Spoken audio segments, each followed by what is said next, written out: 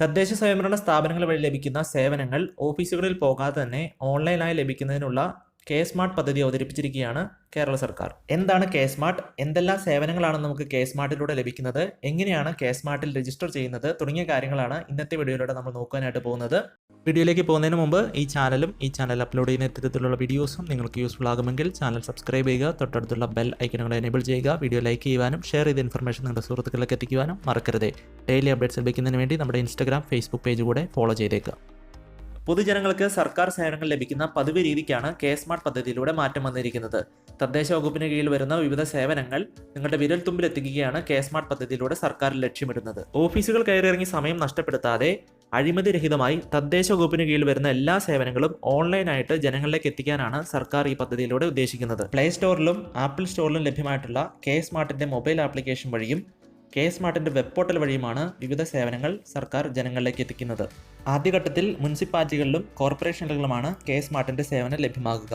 April 1 കൂടെ ഗ്രാമപഞ്ചായത്തുകളിലേക്കും K സ്മാർട്ടിന്റെ സേവനം വ്യാപിപ്പിക്കും. ജനനം, മരണം, വിവാഹം തുടങ്ങിയ രജിസ്ട്രേഷനുകൾ, വിവിധ കെട്ടിടങ്ങളും ബിൽഡിങ്ങുകളും പണിയുന്നതിനുള്ള അനുമതി, വ്യാപാര സംരംഭങ്ങൾ ആരംഭിക്കുന്നതിനുള്ള അനുമതി, നികുതി അടയ്ക്കൽ തുടങ്ങിയ പല സേവനങ്ങളും കെ സ്മാർട്ടിലൂടെ ലഭിക്കുന്നതാണ്.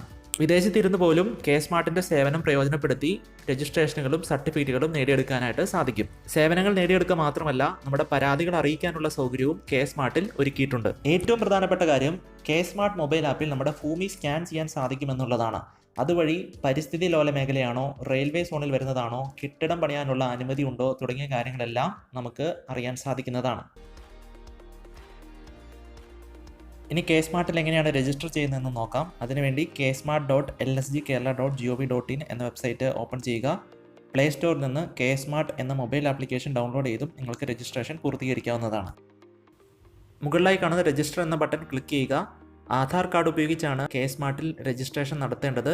അതുകൊണ്ട് തന്നെ നിങ്ങളുടെ ആധാർ കാർഡിൽ മൊബൈൽ നമ്പർ അപ്ഡേറ്റഡ് ആയിരിക്കണം. എങ്കിൽ മാത്രമേ നിങ്ങൾക്ക് OTP ലഭിക്കത്തുള്ളൂ. അപ്പോൾ ആധാർ കാർഡിൽ മൊബൈൽ നമ്പർ രജിസ്റ്റർ ചെയ്തിട്ടില്ല എങ്കിൽ തൊട്ടടുത്തുള്ള അക്ഷയ കേന്ദ്രത്തിൽ പോയി ആധാർ കാർഡിൽ മൊബൈൽ നമ്പർ അപ്ഡേറ്റ് ചെയ്യുക. ആധാർ കാർഡ് കൈവശമില്ലാത്തവർക്ക് രജിസ്റ്റർ വിത്ത് അതർ മെത്തേഡ് എന്നൊരു ഓപ്ഷൻ ലഭ്യമാണ്. പക്ഷേ ഇവിടെ നിങ്ങൾ സെലക്ട് ചെയ്യുന്ന ഡോക്യുമെൻറ്റ് അപ്ലോഡ് ചെയ്ത് നൽകേണ്ടതായിട്ട് വരും. ആധാർ കാർഡ് ഉപയോഗിച്ച് രജിസ്റ്റർ ചെയ്യുന്നതിന് നിങ്ങളുടെ ആധാർ നമ്പർ ഇവിടെ എൻ്റർ ചെയ്ത് നൽകുക. അതിനുശേഷം ഗെറ്റ് OTP എന്ന ബട്ടൺ ക്ലിക്ക് ചെയ്യുക. അപ്പോൾ നിങ്ങളുടെ ആധാർ കാർഡുമായിട്ട് ബന്ധിപ്പിച്ചിരിക്കുന്ന മൊബൈൽ നമ്പറിലേക്ക് ഒരു OTP വരുന്നതാണ്. ആ OTP ഇവിടെ എൻ്റർ ചെയ്ത് സബ്മിറ്റ് ബട്ടൺ ക്ലിക്ക് ചെയ്യുക. ആധാർ കാർഡിലെ നെയിം താഴെ കാണിക്കുന്നതാണ്. താഴെ കാണുന്ന രജിസ്റ്റർ ബട്ടൺ ക്ലിക്ക് ചെയ്യുക. വീണ്ടും മൊബൈൽ നമ്പർ ചോദിച്ചിട്ടുണ്ട്. മൊബൈൽ നമ്പർ എൻ്റർ ചെയ്ത് ഗെറ്റ് OTP എന്ന ബട്ടൺ ക്ലിക്ക് ചെയ്യുക. OTP എൻ്റർ ചെയ്യുക. അതിനുശേഷം റെസിപ്റ്റുകളും സർട്ടിഫിക്കറ്റുകളെല്ലാം വാട്സാപ്പിലൂടെ ലഭിക്കുന്നതിന് വേണ്ടി ഒരു വാട്സാപ്പ് നമ്പർ എൻ്റർ ചെയ്ത് കൊടുക്കുക. താഴെ ഒരു ഇമെയിൽ ID കൂടെ എൻ്റർ ചെയ്ത് സേവ് ബട്ടൺ ക്ലിക്ക് ചെയ്യുക. ഇത്രയും ചെയ്യുന്നതോടുകൂടെ നിങ്ങളുടെ രജിസ്ട്രേഷൻ നടപടികൾ പൂർത്തീകരിക്കുന്നതാണ്. ഹോം സ്ക്രീനിലേക്ക് വന്നു കഴിഞ്ഞാൽ ആദ്യമായിട്ട് മൈ ആപ്ലിക്കേഷൻസ് എന്നൊരു സെക്ഷനാണ്. ഇവിടെ നിങ്ങൾ ഇതുവരെ നൽകിയിട്ടുള്ള എല്ലാ ആപ്ലിക്കേഷൻ്റെ ഡീറ്റെയിൽസും കാണാൻ സാധിക്കുന്നതാണ്. തുടർന്ന് അപ്ലൈ എന്നൊരു ഓപ്ഷൻ കാണാനായിട്ട് സാധിക്കും. ഈ ഒരു മൊഡ്യൂളിലൂടെയാണ് വിവിധ സേവനങ്ങൾക്കും സർട്ടിഫിക്കറ്റുകൾ ലഭിക്കുന്നതിനെല്ലാം വേണ്ടി ആപ്ലിക്കേഷൻസ് സബ്മിറ്റ് ചെയ്യേണ്ടത്. അതുപോലെ തന്നെ മൂന്നാമതായി പേയ്മെൻറ്റ് എന്നൊരു ഓപ്ഷൻ കാണാൻ സാധിക്കും. ഇവിടെയാണ് നമ്മൾ നടത്തിയ പേയ്മെൻറ്റിൻ്റെ ഡീറ്റെയിൽസ് എല്ലാം നമുക്ക് കാണാൻ സാധിക്കുന്നത്. അതുപോലെ തന്നെ നമ്മൾ ഇതുവരെ അപ്ലോഡ് ചെയ്തിട്ടുള്ള എല്ലാ ഡോക്യുമെൻറ്റ്സിൻ്റെ ഡീറ്റെയിൽസും മൈ ഡോക്യുമെൻറ്റ്സ് എന്ന സെക്ഷൻ്റെ കീഴെ കാണാൻ സാധിക്കുന്നതാണ്. നോട്ടിഫിക്കേഷൻസ് അറിയുന്നതിനും ബിൽഡിംഗ് ലിങ്ക് ചെയ്യുന്നതിനും പ്രൊഫൈൽ ഡീറ്റെയിൽസ് അപ്ഡേറ്റ് ചെയ്യുന്നതിനുള്ള 3 മൊഡ്യൂൾ കൂടെ ഈ കെ സ്മാർട്ടിൻ്റെ വെബ് പോർട്ടലിൽ നൽകിയിട്ടുണ്ട്. 2024 ജനുവരി 1 കെ സ്മാർട്ട് പദ്ധതിക്ക് സർക്കാർ തുടക്കം കുറിച്ചത്. ആപ്ലിക്കേഷൻസ് എല്ലാം ഇനീഷ്യൽ സ്റ്റേജിലായതുകൊണ്ട് തന്നെ പല സേവനങ്ങളും സർവീസുകളും ആപ്ലിക്കേഷനിൽ ആഡായി വരുന്നതേ ഉള്ളൂ.